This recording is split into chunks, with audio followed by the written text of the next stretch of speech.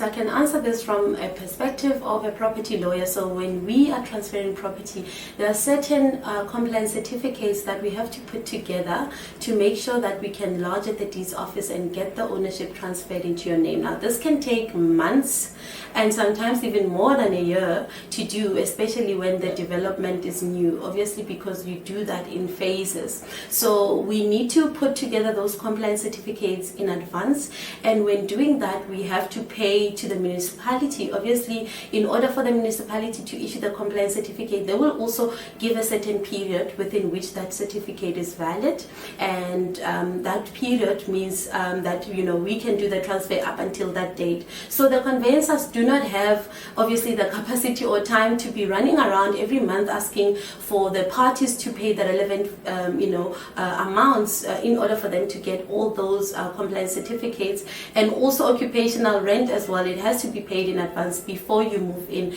to make provision for all these other expenses that have to obviously be taken care of. So that is why you have to pay those amounts in advance. Your common cost is transfer cost, and of course you will not be paying transfer duty, that's tax, because you're buying off plan, meaning the developer is a vet vendor. You also have bond registration costs.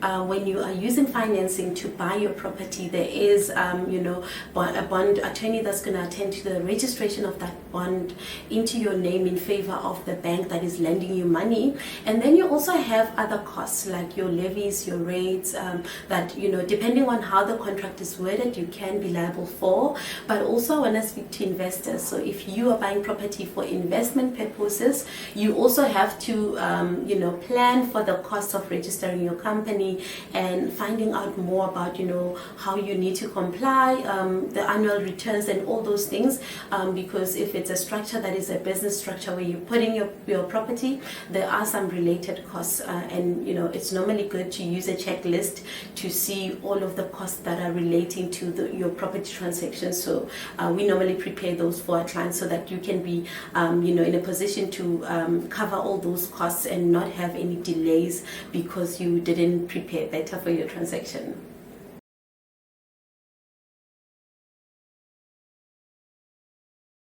So your common cost is transfer cost, and of course you will not be paying transfer duty, that's tax, because you're buying off plan, meaning the developer is a vet vendor.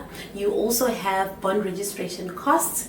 When you are using financing to buy your property, there is a bond attorney that's going to attend to the registration of that bond into your name in favor of the bank that is lending you money. And then you also have other costs like your levies, your rates, that depending on how the contract is worded, you can be liable for. But also I want to speak to investors. So if you are buying property for investment purposes, you also have to plan for the cost of registering your company and finding out more about how you need to comply, the annual returns and all those things, because if it's a structure that is a business structure where you're putting your property, there are some related costs, and it's normally good to use a checklist to see all of the costs that are relating to your property transactions. So we normally prepare those for our clients so that you can be in a position to cover all those costs and not have any delays because you didn't prepare better for your transaction.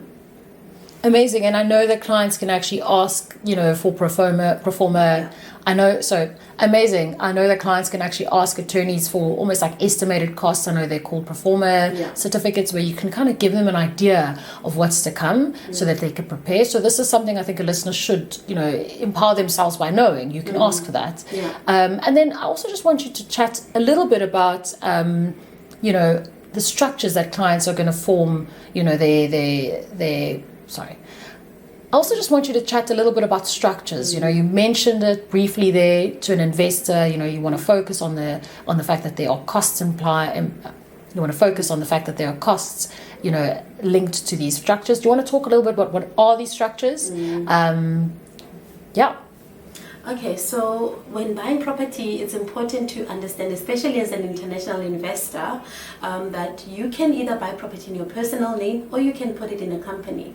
Now, South Africa is very flexible and it encourages investors to come in and stimulate economic growth by investing either in real estate or any other, sector.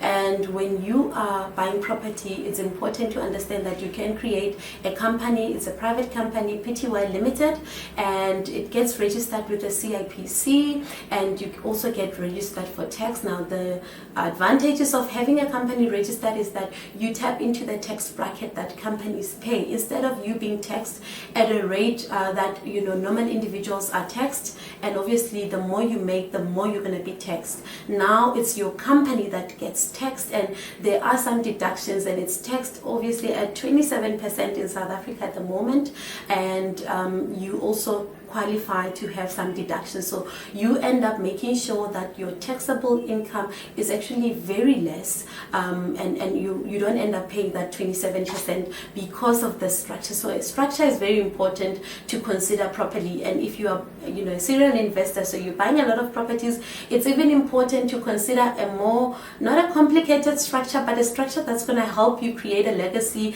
and save on tax as well. So some people will create a company or create multiple companies, some operating companies, some holding companies, and also take it further and make sure they don't keep their shares in their personal name, but rather they keep their shares in their trust. That way, when you pass away, now that is where legacy building or legacy creation comes in. When you pass away, there's nothing to transfer because your assets are structured in a way that your company owns your properties, your trust owns your shares to your company, and that is a structure that actually helps you save a lot of tax, especially estate duty, which is death tax.